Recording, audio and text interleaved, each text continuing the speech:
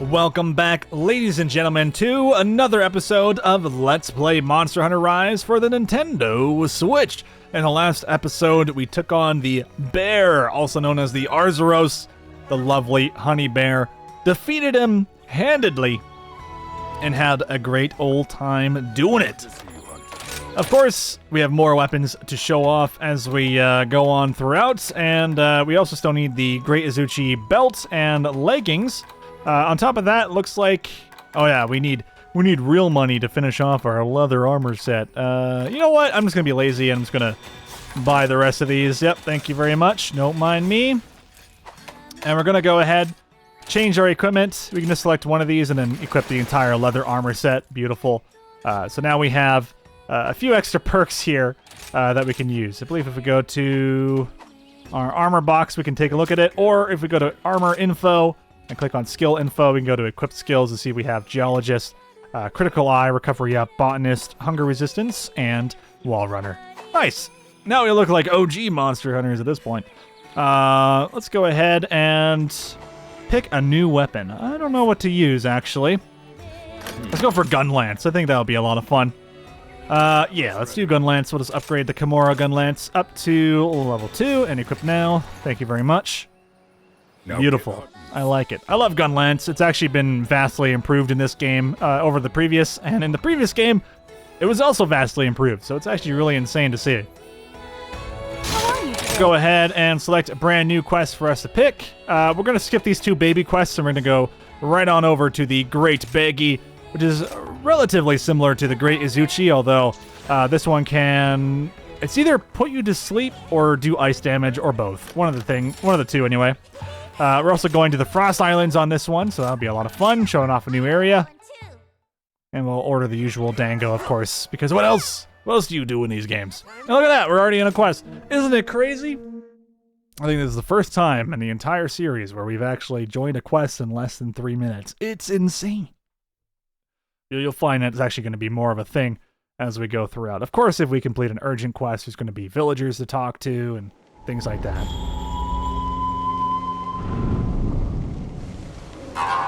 Chilling to the bone, a trial for the brave. Those who go alone will meet an icy grave. Snow so cold it burns, from here no one returns. Running into the darkness, fangs snapping at your heels. When at last you stop to rest, a quick look around reveals you walked straight into a nest littered with previous meals. Don't stop. Don't linger.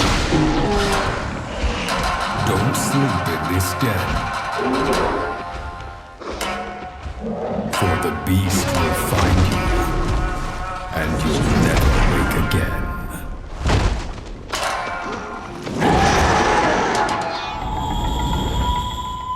Alright, the Great Baggi, or Baggi, or whatever the hell you call it. Fun monster. So it is a monster that puts you to sleep. They give you 1 energy drink, thanks game, to basically get yourself out of it. If you're playing with fellow hunters, you might want to kick them out of it or hit them with your weapon to wake them up. Because if you're asleep, the monster will do double damage, I believe. And the rule applies to the monster as well. If the monster's asleep, you do double damage to it. Or is it 1.5? I don't know. It's one of the numbers. It's a bigger number, okay? It's all that really matters. But yeah, you can take significant damage from a raging monster, for sure. Also, where are we? Okay, I guess we don't know which one it is, considering it's a question mark regardless, but that's okay. I'll just take us on the route I like to go every single time on the Frost Island map. Making progress. And of course, there's new monsters for us to check out, but I'm just gonna quickly grab the spider. As I always love the spider. I like making monsters fight each other and give me some free parts. There it is. Look at that little guy. Sweet. Okay, now we should go see what this question mark monster is all about. Oh, there he is. Okay, so we don't want this one. We want the other one, which is most likely a Lagombi, which is a ice bunny.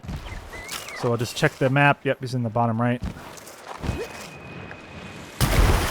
There's a little fish in the water here, which can give us some temporary buffs. They're a little bit different than the those bugs that we've been running into, the spear bugs. As you can see, our armor defense just went up by 8%. Not really that great, but it's something. Oh, yep, it's definitely a Lagombi. No problemo. Okay, we'll just keep using our Wirebugs here as we scoot along. I do want Lagombi items, so we'll basically do the thing where I ram the monster into the Great Baggi after I get 3 monster parts from the Baggi, from the fight. You only ever get a max of 3 from each monster by doing these engagements. He's going to run, of course. Luckily, you do know exactly where a monster's going to go, as delineated by those little dot dot dots on the map. Super, super nice. And some dung, not too bad, in case we need to scare him off later. Nice thing is, going into these frost maps, there is slightly different items that we can get from gathering points. In fact, I'm going to grab this lantern bug. And I'm going to grab this mining outcrop. There we go. Well, only earth crystals from that one, but it was worth trying. All right, Lagombi, see if you play nice for a second. There we go. Beautiful. Okay, and we'll grab him, and we'll start heading on over to the Great Baggi. And in theory, we should have plenty of time to not only get to the Great Baggi, but also hit him at least 3 times and then ram the Lagombi into him. And then activate a mountable Great Baggi, which would be really, really cool. Of course, I'm not sure if the Kamura set, the low rank one anyway, comes with any real perks that let you ride a monster for longer. I know some monsters have those various perks and things like that. Of course, we're going the wrong way here, so you can climb these things, but I'm just not sure if that's worth it, because it can take a little bit of time for a monster to climb a hill. Alright, we're good. We're gonna go ahead and hit him. Okay, there's our first part. Got 2 parts out. Very nice. Oh, and there's all 3. Excellent. Good little dodge there as well. As you can see, the Lagombi is actually a similar skeleton to the Arzuros. A lot of the monsters you'll find have similar skeletons, and that just means that you're going to have very similar movesets a lot of the time. Okay, so we're going to launch our monster. Well, I said we were going to launch our monster into the Great Baggi, but because I'm a pleb, I completely miss. So, we just got to live with this. And we'll start engaging with our lovely gun lance. The lantern bug that we picked up is actually giving us additional health. So as you can see, delineated by the red bar above our health bar, we have a little bit of extra HP, which is always nice. And Lagombi is going to be the one that stays in combat with us.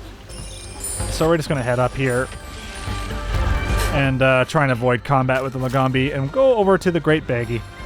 Also, we do need regular Baggi parts, so we're just going to go ahead and kill these buttholes here.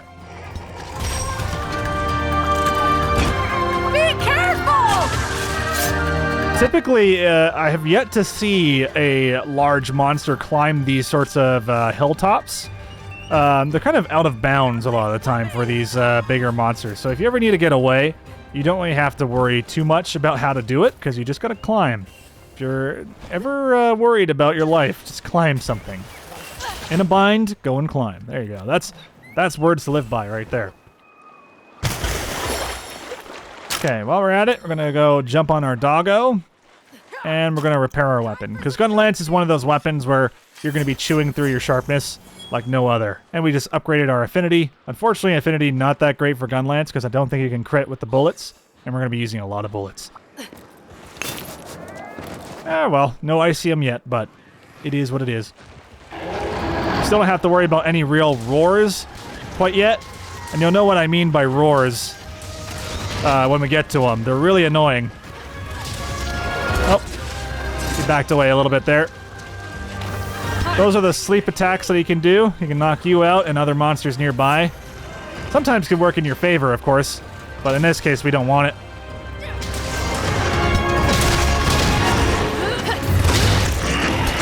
Hit him with the wyvern stake, and we're gonna go for big damage here. There we go. Wow. Dude, Gun Lance is insane. Now, our default Gun Lance actually comes with the ability to do a huge, like, Helm Splitter-like move, similar to our long sword. I don't really find it to be that useful. I usually trade it out for another perk that lets us change our charged shots, which I haven't shown off quite yet, but it changes your charged shots into an ability to fly, essentially, which is really, really nuts, to say the least. Nice, great attack of opportunity here. So we're going to go ahead, hit the monster, and we'll use this ability I was talking about here. Now I'm getting angry!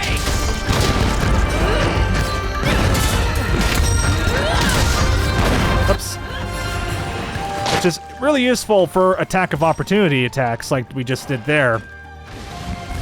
But I would never really recommend it in the middle of a fight unless you know you have a chance. Luckily our allies just stunned the monster there. He was about to put us to sleep by doing a little spitball attack.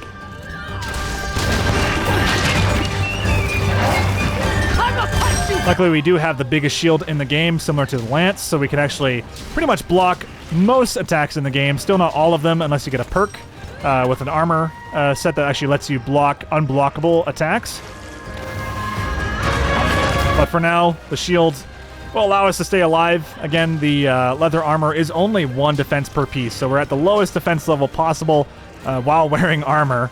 If we were not wearing armor, we would have 0 defense, which would be even a little bit more risky, but as you can see, we're surviving for now. You may notice I also put my weapon away a lot, essentially because a lot of the weapons in the game kind of are really slow to get around. So sheathing is a very important aspect of Monster Hunter, I find. Very useful here for him to be a little bit tired. Hit him with a Thunderbug, which should allow us to turn most of our normal attacks into stun attacks, but of course he's going to run away here at the last second. Not so great for us. So that Thunderbug, or Thunder Beetle rather, will not really get its full use if it wears off before we get the knockout, but at the end of the day, Monster is near death as he was limping away. And we are able to capture it if we had the trap tools to do so, but we don't actually have those right now, so we're not going to worry about it. Pay attention to your stamina! And just like that, the monster was practically at near death anyway, as I said. And we got the kill, so not too bad. Gun Lance is so freaking powerful in this game, it's nuts. Absolutely love this weapon. Of course, gotta get our 3 carbs, and since there's a few baggy here, we might be able to steal a bit more baggy parts while we're at it. One nice thing is, as long as there's not a big hit coming in, usually you can get your 3 carbs in. And if you're playing with other hunters, you don't have to worry about them hitting you out of a carb. Your character can no longer be flinched as of Monster Hunter World Iceborne. Can no longer be flinched while you're doing stuff like this. So it's super, super nice. I'll be taking this. Nice, there we go. Got those 3 baggy as well. That's not too bad. We got 10 seconds left. Can we grab this? Yeah, Mandragora. Always love some Mandragora to start working on getting some more, well, I don't even have them yet, but max potions will be nice to have in high rank.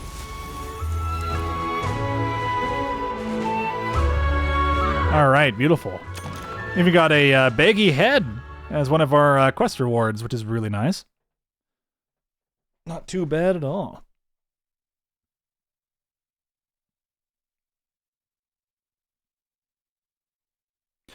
Game also giving some details on commands you can give your pets, which is pretty cool.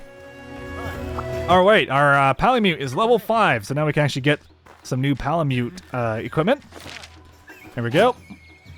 Thank you, sir. Healing Blade, Diversion Scroll. We'll go to our buddy board to be able to check those out real quick. All right, we'll go to Riku and be able to take a look at the Palamute gear. Nice. So your Palamute always starts with these dual-bladed chains and your Steel Fangs. Every single Palamute you buy in the game will start with these. They won't just randomly start with something different.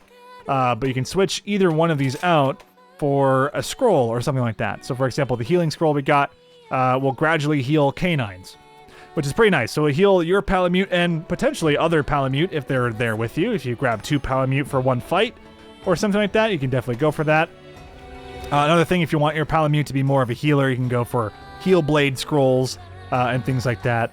Of course, on top of that, I haven't mentioned this yet, but you can actually craft gear for your pets. Every time you craft equipment in the game, you get what are called scraps. And for example, since we've made some great Izuchi gear, we should have some scraps left over for crafting both Palico and Palamute gear.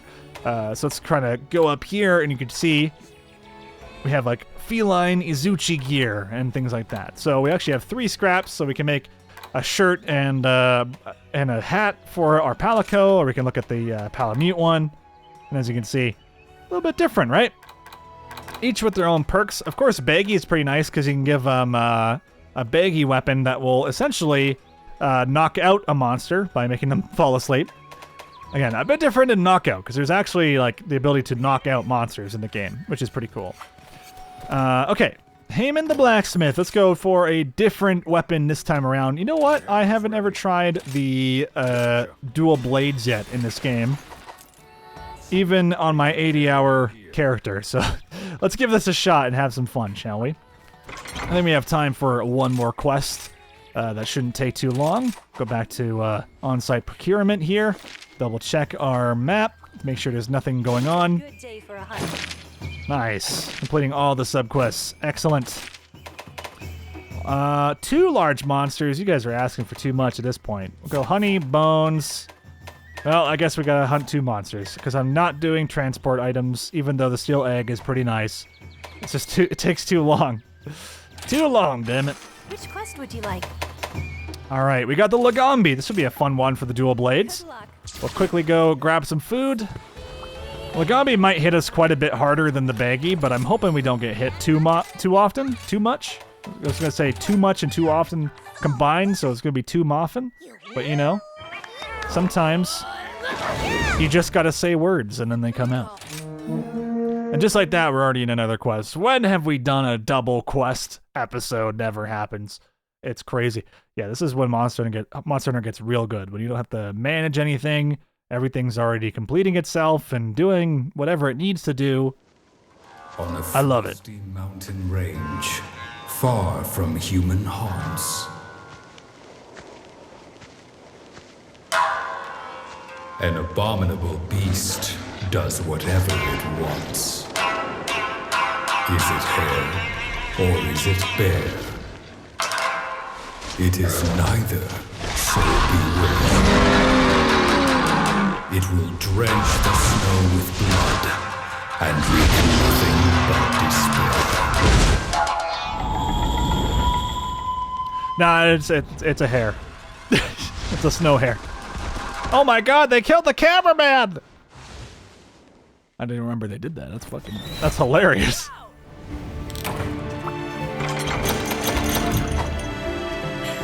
Alright, so bear with me here, because I have yet to use the dual blades in Monster Hunter Rise, although I have used it in World, and I know a little bit about the ability to like jump on the monster with one of your Wirebug attacks, so I'm really curious to see if we can kind of pull it off here, because you can kind of do some crazy like Attack on Titan bullshit with this weapon, but I'm really not sure what the starting moveset is. I haven't really mentioned this yet, but essentially every weapon has 3 moves that you can switch out, which is your switch moves or something along those lines.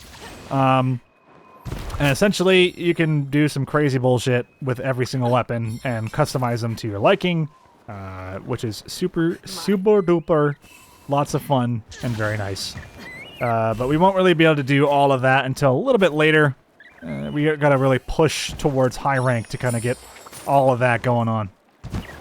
Regardless, though, looks like the Great Baggi is on the map and pretty close to Lagombi, which is nice.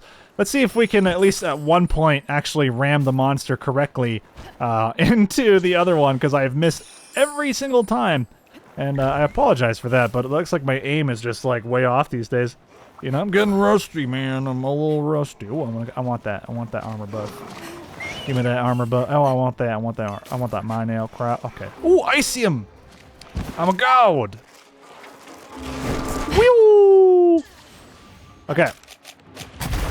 Great Baggi. Come here. This is gonna be good.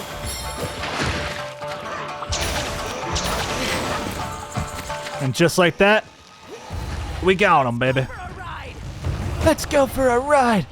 Good job. I actually really like the voice actress for this character we got going on here. This like Pain lookalike.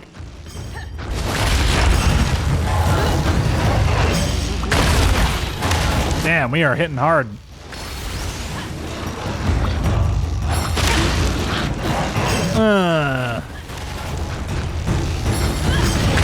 There we go. So we just rammed Lagombi. Okay, that's enough. We're gonna jump on Lagombi. I'm gonna do the same thing to Baggi so we can get a bunch of Baggi parts. And Baggi can't go anywhere because we rammed him into something and he got knocked down. Albeit we only rammed him once, so he's not going to be there for very long, and as you can see, he's already out of it. That's okay.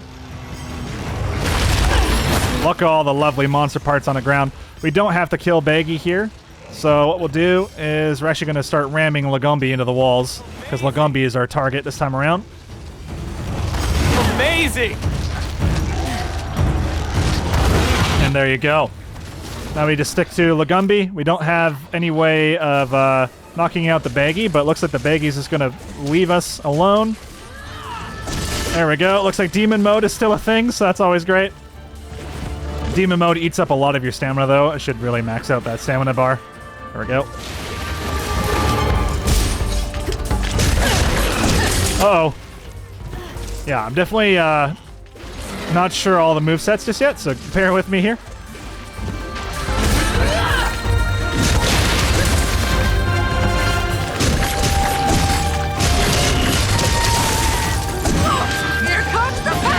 Oh, shit. I don't know what that did.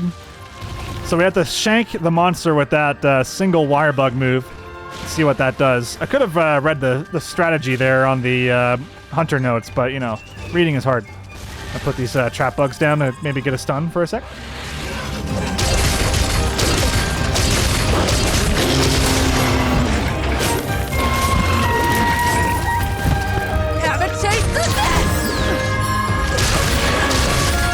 I'm not sure how to like re-trigger that, but we'll see.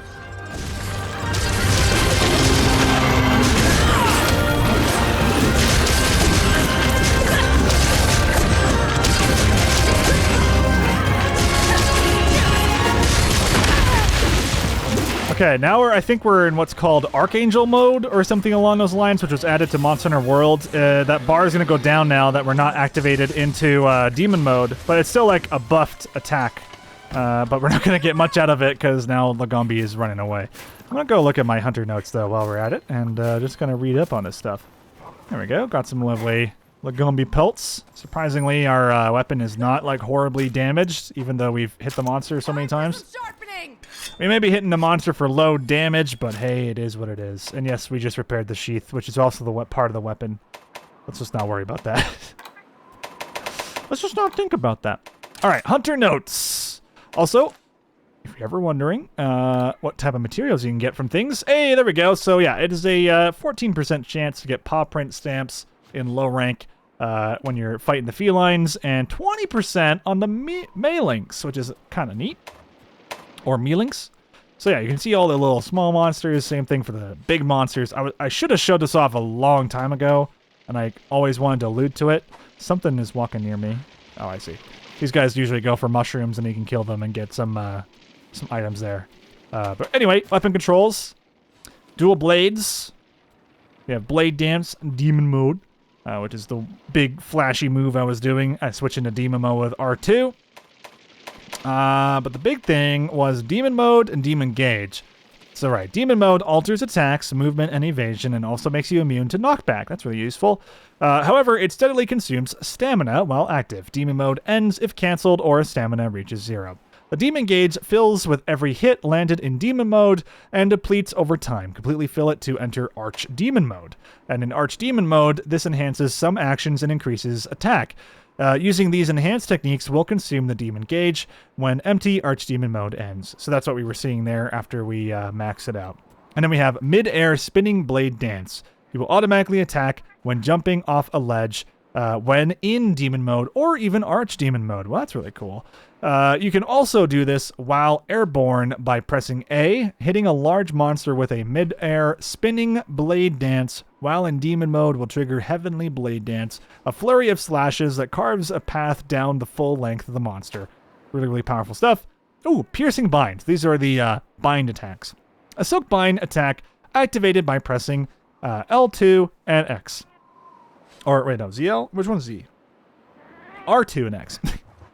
Or R2 and triangle. Pierces a target with a kunai that detonates after a certain amount of time. Oh, okay. Landing further hits while the kunai is lodged racks up extra damage. Okay, I gotcha. So I don't have to pull myself into the monster or anything. It just is like that. And then Shrouded Vault. A silk bind attack activated by pressing R2 and circle. Hurls you forward in a designated direction. Getting hit while in motion triggers a spinning attack. Okay. Well, now we know. Isn't that cool? We're going to go ahead and eat stamina potion here while we're at it. Nice. Okay, so now we know more. Yeah. Even I need to read the tutorials sometimes because I don't usually use dual blades in really any of the games. I think I use them a little bit in like Monster Hunter 3, but it's fun. It's fun trying all these things out. And as you can see, I'm really not spending all that much resources in these early game segments, so it's really fun for me just to mess around and not really invest a whole lot into practicing and learning new techniques.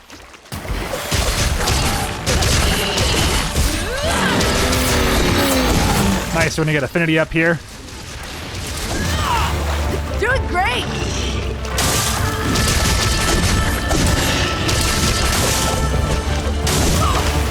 Even get into demon mode. Uh-oh, here we go.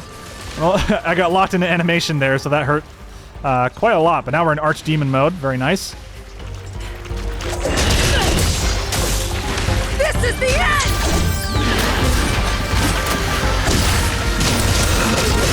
Oh, wow. That's a really powerful move. God damn. Here it comes!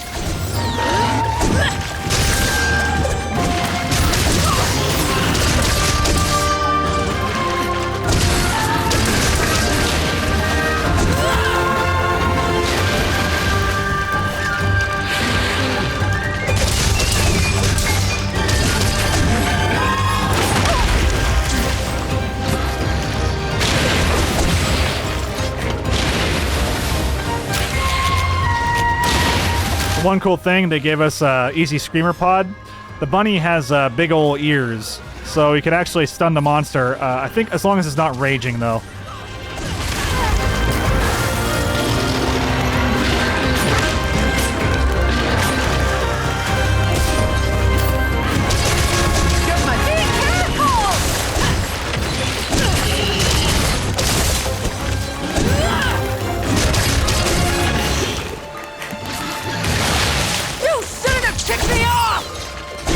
Oh no, we're too far away. That sucks. Wow, 30 damage even if you don't hit it. That's pretty good. Considering these are really low tier weapons.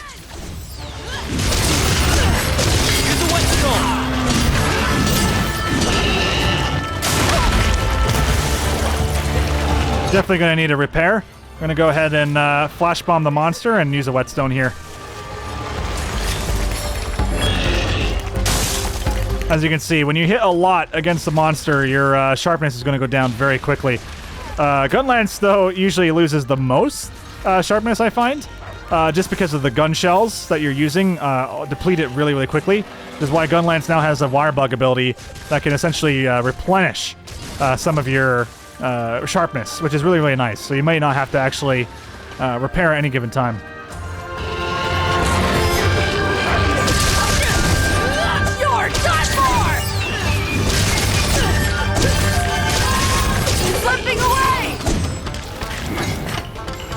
All right, we'll jump on our doggo. Repair our weapon while we're at it.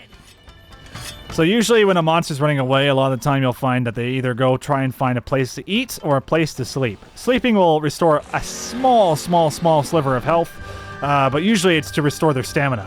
Essentially, when a monster is at low stamina, which they have a stamina bar much like us, except for theirs is a point system. So they start with, like, say, 1,000 points of stamina or something along those lines, and then every move, every action they make is going to require a set amount of stamina. And when they get to a certain point, they'll start becoming sluggish and have a difficult time dealing with you. One really cool thing, though, is that when they go into rage mode, they actually gain a little bit of stamina back and then start losing it at a rapid pace. So you can also wait out a rage and get them into this tired state, which can make it far easier to deal with them because they will do less damage to you and be way more sluggish. Of course, if I can actually hit them, usually that proves to be a little bit better. Oh yeah, it's going to do big explosive damage here.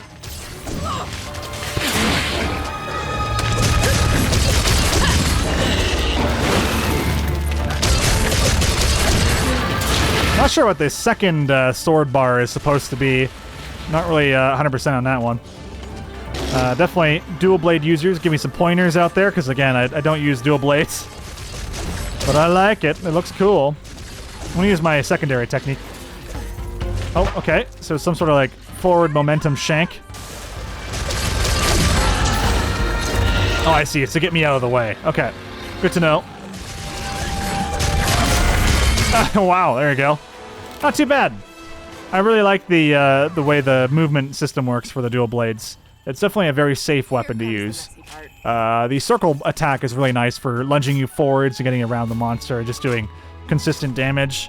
And I think the default Wirebug technique, the L2 or the R2 and triangle attack, or whatever, really nice for stabbing the monster, getting some pretty significant explosive damage on there. Ooh.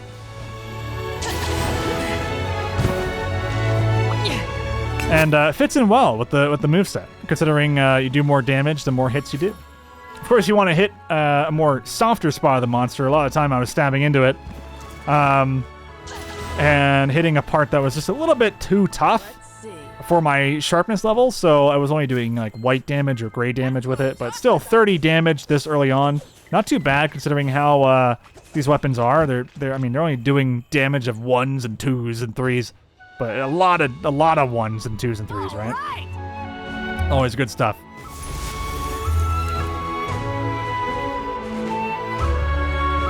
All right, beautiful. What a run. That's Lagombi done, and I believe that was our last key quest that we had to complete for Tier 2 village quests, or Rank 2 village quests. Always a good feeling. Well, Payne. Looks like you're racking up those notches on your hunting belt. Speaking of which, Iori said he needs your help with something. That kid's normally a do-it-yourself type, so I guess he sees something in you. Him and everyone else in Kamura, I'm sure. You've got something good going on, Squirt. Don't go and disappoint him now. Well then, don't keep our boy waiting. Alright.